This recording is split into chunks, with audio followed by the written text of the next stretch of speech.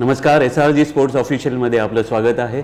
आज आपण आहोत वर्ली स्पोर्ट्स क्लब येथे आणि आपल्याबरोबर आहेत अध्यक्ष वर्ली स्पोर्ट्स क्लब अभय हडप।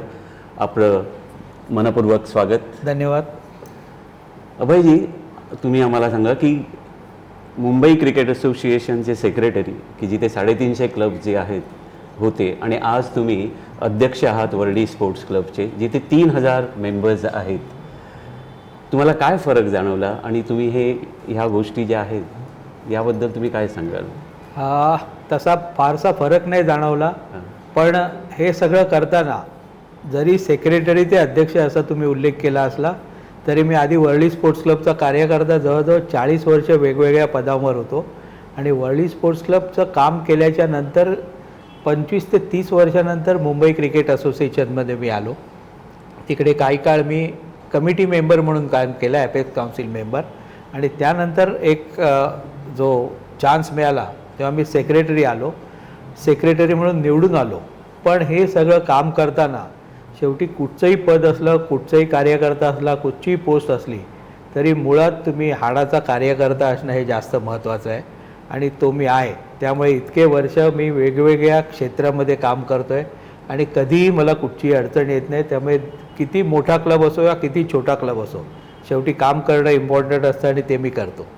चर्चगेटपासून मरीन लाईन्सपर्यंत खूप ग्राउंड्स आहेत, पण त्याच्यानंतर वर्ली स्पोर्ट्स क्लब हे एक महत्त्वाचं ग्राउंड आहे आणि मोठं ग्राउंड आहे आणि हे मैदान जे आहे ते तुमच्यासाठी किती महत्त्वाचं आहे? या मैदानामध्ये जे काय माझी जडणघडण झाली आहे ती या मैदानात झालेली आहे।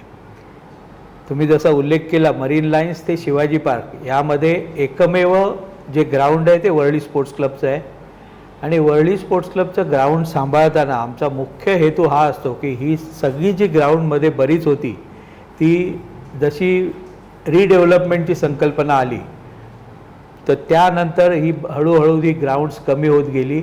आमचं राहिलेलं हे एकमेव मैदान आहे सध्या, म्हणजे मरीन ड्राईव्हचा पोलीस जिमखाना सोडल्यानंतर शिवाजी पार्क जिमखान्याप्रमाणे फक्त वर्ली स्पोर्ट्स क्लब आहे आणि ते वर्ली स्पोर्ट्स क्लबचं मैदान जसं आम्ही खेळायला वापरतो पण ते फक्त खेळायला वापरावं एवढा आमचा हेतू असतो आणि ते खेळायला वापरण्यासाठी आम्ही कुठचेही प्रयत्न करायला तयार असतो।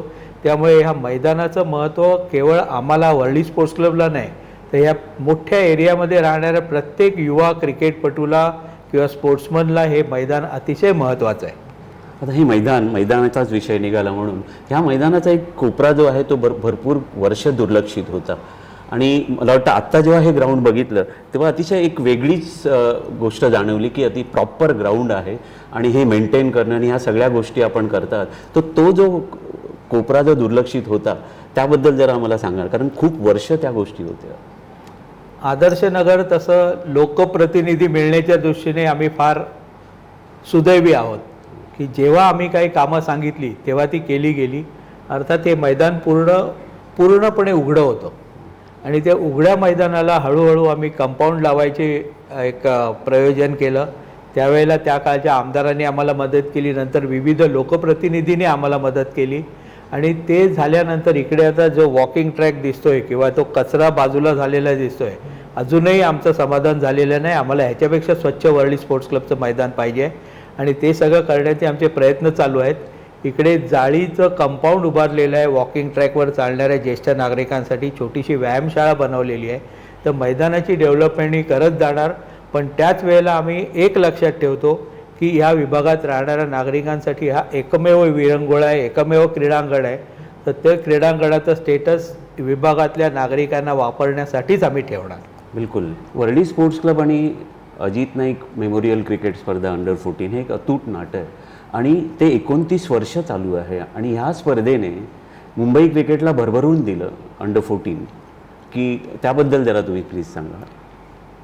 मुंबई क्रिकेटला भरभरून दिलं म्हणण्यापेक्षा त्या स्पर्धेने आम्हाला पण भरभरून दिलं, कारण ती स्पर्धा जेव्हा चालू केली 1996 साली त्यावेळेला मुलांसाठी फक्त हॅरिस शील्ड आणि गाई शील्ड या स्पर्धा होत्या आणि ते सोडून इंटर क्लब आधी 1-2 वर्ष घोस्ट ट्रॉफी झाली होती, पण इंटर क्लब रेग्युलर कुठचीही स्पर्धा नव्हती। ते आम्ही इंटर क्लब ॲफिलिएटेड क्लबसाठी टुर्नामेंट चालू केली। टुर्नामेंट जेव्हा चालू केली त्यावेळेला ही टुर्नामेंट इतकी मोठी होईल याचं आम्हाला अजिबात स्वप्नही पडलं नव्हतं, पण काही वर्षांनंतर ह्याचे जे रिझल्ट्स मिळत गेले की आता आम्ही जर मागे वळून बघितलं तर 2000 साली म्हणजे सन 2000ला आमचा बेस्ट बॅट्समन होता रोहित शर्मा त्या टुर्नामेंटला. 2001ला बेस्ट बॅट्समन होता अजिंक्य रहाणे.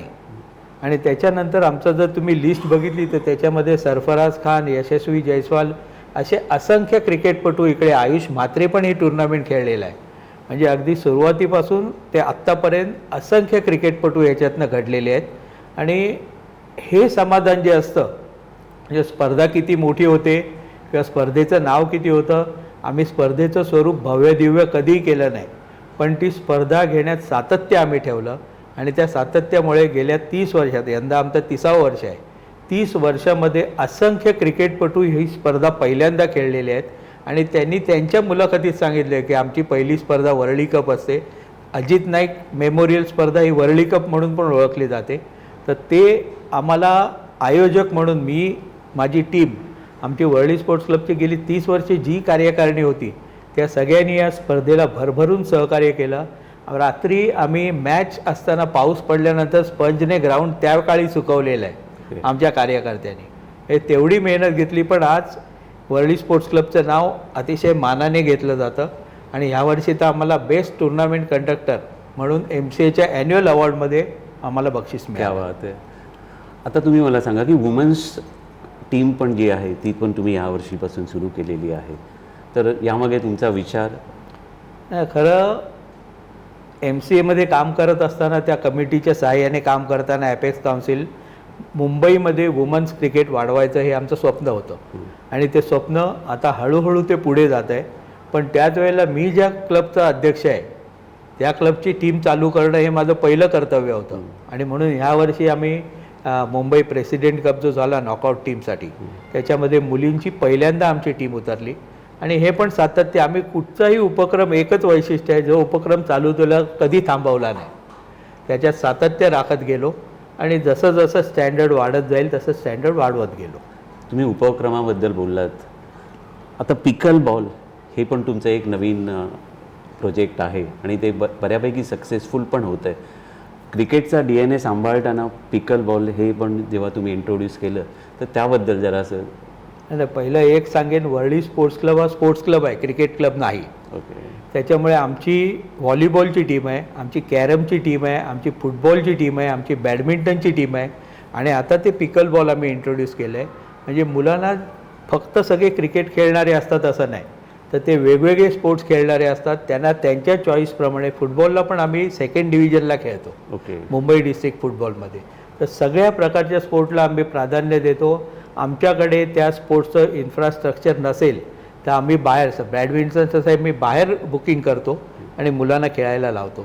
त्यामुळे हे सर्व टेबल टेनिसचं जे सेक्शन आहे, टेबल टेनिसला सर्व प्रकारच्या डिव्हिजनमध्ये आमच्या टीम आहेत. म्हणजे लहान 8 वर्षापासून ते 70 वर्षापर्यंत आमचे प्लेयर आहेत आणि ते डिस्ट्रिक्ट लेवलवर खेळतात. त्यामुळे हे पिकल बॉल सध्याचं एकदम हॉट असा एक विषय होता, हॉट स्पोर्ट्स आहे आणि खेळायला भरपूर येतात. आमच्याकडे सकाळी 7 वाजल्यापासून ग्राउंड बुकिंग असतं. मध्ये दुपारी मध्यान्हीला थोडंसं नसतं, पण त्याच्यानंतर संध्याकाळी 7 नंतर परत रात्रीपर्यंत पिकल बॉल चालू असतं. आणि आम्ही समाधानी आहोत की आम्ही एक चांगला इव्हेंट आम्ही इंट्रोड्यूस केलेला आहे. अच्छा.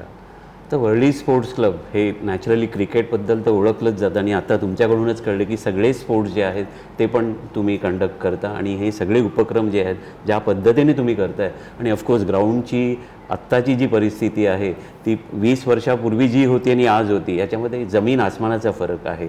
आणि हे जे सतत कार्य तुमचं चालू आहे याच्यामध्ये जर आता आणखीन आपण जर ॲड केलं की तुमची स्वतःची अशी एक संस्था आहे की जी निवडणुका कंडक्ट करते, याबद्दल जर असं मला सांगा तुम्ही. मुंबईमध्ये माझ्या मते अशी संस्था कुठेही नाही आहे. आम्ही विविध संस्था आहेत, जसे मुंबई क्रिकेट असोसिएशन आहे, मुंबई फुटबॉल असोसिएशन आहे, मुंबई कॅरम असोसिएशन आहे, MIG क्रिकेट क्लब आहे, शिवाजी पार्क जिमखाना आहे, पोलीस क्लब आहे. अशा असंख्य संस्थांच्या निवडणुकांचं आयोजन करण्याचं आम्ही काम करतो.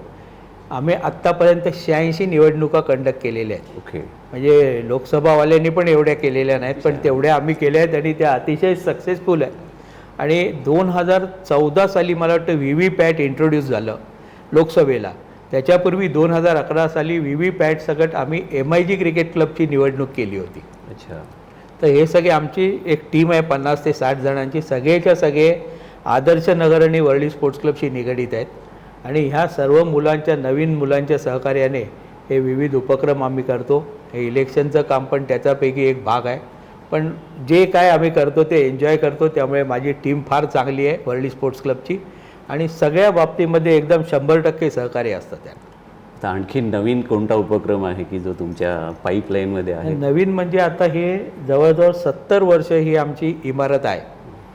तर या विभागातल्या मुलांना, वरळीतल्या किंवा वर्ली प्रभादेवी, आदर्श नगर हे एकच एरिया मानला जातो, त्यांना एक चांगल्या प्रकारचं क्लब हाऊस देणं हा आमचा आता पुढचा उपक्रम असेल.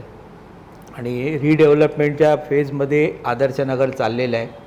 तर त्याच्यामध्ये कदाचित आमची पण रिडेव्हलपमेंट होऊन जाईल आणि मुलांना आम्ही चांगल्या प्रकारचा एक क्लब हाऊस देऊ, त्याचा आम्ही प्रयत्न करतो आहे. आणि मला 100% खात्री आहे की या प्रयत्नांना आमच्या यश येईल. शेवटचा प्रश्न आहे की मुंबईच्या मैदानावर जो एक नॉर्मल प्रॉब्लेम्स असतो, म्हणजे भरपूर क्राऊडेड आहे, सिटी आहे, मैदानं पण कमी आहेत, तर हा जो प्रॉब्लेम आहे तो इथे आहे का? इकडे रविवारी तुम्ही जर आलात तर 500 मुलं टेनिस क्रिकेट खेळत असतात. पण त्याच्यामुळे कधी वर्ली स्पोर्ट्स क्लबचं क्रिकेट अडलं असं झालं नाही. त्यांचं आम्हाला फार चांगलं कोऑपरेशन असतं. ज्या वेळेला वर्ली स्पोर्ट्स क्लबची मॅच असेल ती मुलं मैदान आम्हाला मोकळं करून देतात. आणि तितकंच सहकार्य आम्ही पण त्यांना करतो. त्यांच्यासाठी वेगवेगळ्या टेनिसच्या स्पर्धा भरवतो, त्यांच्यासाठी वेगवेगळे उपक्रम राबवतो, त्यांना सगळं सहकार्य करतो. त्यामुळे इतर ठिकाणी मॅच न होणं हा प्रकार आहे हा वर्ली स्पोर्ट्स क्लबला होत नाही. वर्ली स्पोर्ट्स क्लबला संपूर्ण 7 दिवस मॅच अतिशय चांगल्या प्रकारे होतात.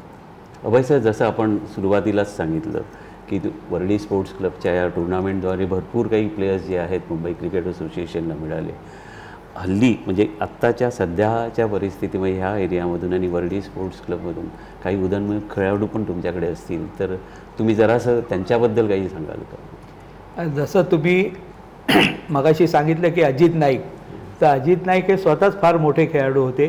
ते वर्ली स्पोर्ट्स क्लबच्या बरोबर समोर राहायचे, वर्ली स्पोर्ट्स क्लबमध्ये प्रॅक्टिस करायचे.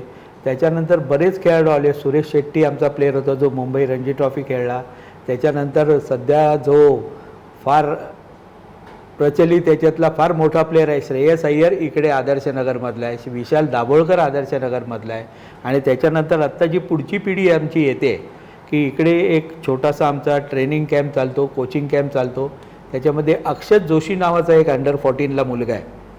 तर त्याने गेल्या वर्षामध्ये जवळजवळ 5 शतकं त्याने अंडर 14ला वेगवेगळ्या लेवलवर, म्हणजे गाईलशिल्ड म्हणा किंवा वेंगसरकर सरांची जी टुर्नामेंट असते त्याला, किंवा कॅम्प टुर्नामेंट असते, तर 4 ते 5 शतकं ठोकून तो मुंबईच्या प्रवेश मिळवायला उत्सुक आहे अंडर 14ला. त्याच्यानंतर निखिल वर्मा म्हणून एक आमचा इकडचा खेळाडू आहे अंडर 19चा. तो निखिल वर्माने गेल्या वर्षी विजय मर्चंट ट्रॉफीमध्ये 18 विकेट घेऊन तो हायेस्ट विकेट टेकर होता. सध्या तो झोनल कॅम्पला आहे. तर अशी नवीन मुलं आमच्याकडे हळूहळू होत आहेत तयार. आणि आमचं तेच असतं की मुलं तयार करायची, जास्तीत जास्त मुंबईला ती मुलं जातील हे बघायचं, आणि त्यांच्याकडनं त्यांचं नाव तर मोठं होणार आणि बरोबर आमचा क्लब पण लक्षात राहतो. तर ह्या दोन्ही गोष्टी आमच्याकडे होतात. तर त्यामुळे नवीन खेळाडू तयार करण्याचं आमची ती प्रोसेस हळूहळू सुरू असते. बिलकुल. SRG स्पोर्ट्स ऑफिशियल याबद्दल तुम्ही काय म्हणाल? मी बरीच वर्ष हे SRG वगैरे ऐकतो आहे, पण पहिल्यांदा त्यांनी मला मोका दिलेला आहे. तर अरुंधती घोष मॅडमचा खास मी आभार मानतो, कारण त्या बोलत नाहीत, पण त्यांनी हे जे चॅनल चालू केलं आहे त्याच्या माध्यमातून त्यांनी अनेक लोकांना बोलकं केलेलं आहे. अनेक प्रश्न त्यांनी मांडलेले आहेत ह्या माध्यमातून, आणि त्या स्वतः तळागाळाच्या कार्यकर्ता आहेत. तर त्यांच्याकडनं आम्हाला हीच अपेक्षा आहे की असेच वेगवेगळे प्रश्न किंवा ज्या गोष्टी लोकांना समजत नाहीत तर त्या या मुलाखतींच्या माध्यमातून पोचायची व्यवस्था करतात आणि अतिशय छान काम करतायत. त्यांना मी शुभेच्छा देऊ शकतो. बाकी त्यांना जास्त काही नाही, पण अतिशय छान पद्धतीने त्यांनी चॅनल चालवलेलं आहे आणि आम्हाला आनंद आहे त्याबद्दल. बिलकुल. जसं तुम्ही मगाशी पण सांगितलं की फक्त क्रिकेटपुरतं मर्यादित न राहता वर्ली स्पोर्ट्स क्लब जे आहे ते सगळे स्पोर्ट्स कव्हर करतं. तसंच SRG स्पोर्ट्स ऑफिशियल जे आहे ते कबड्डी, खो खोपासून ते मलखांबपर्यंत सगळ्या छोटे छोटे स्पोर्ट्स जे आहेत ते पण आम्ही कव्हर करतो. आपण SRG स्पोर्ट्स ऑफिशियल इथे आज आम्हाला तुमचा वेळ दिला त्याबद्दल भरपूर धन्यवाद. आणि तुमचा जो प्रोजेक्ट आहे रिडेव्हलपमेंटचा तो पण यशस्वी हो आणि सगळं झाल्यानंतर परत आम्ही येऊन तुमची मुलाखत घेऊ. Thank you very much.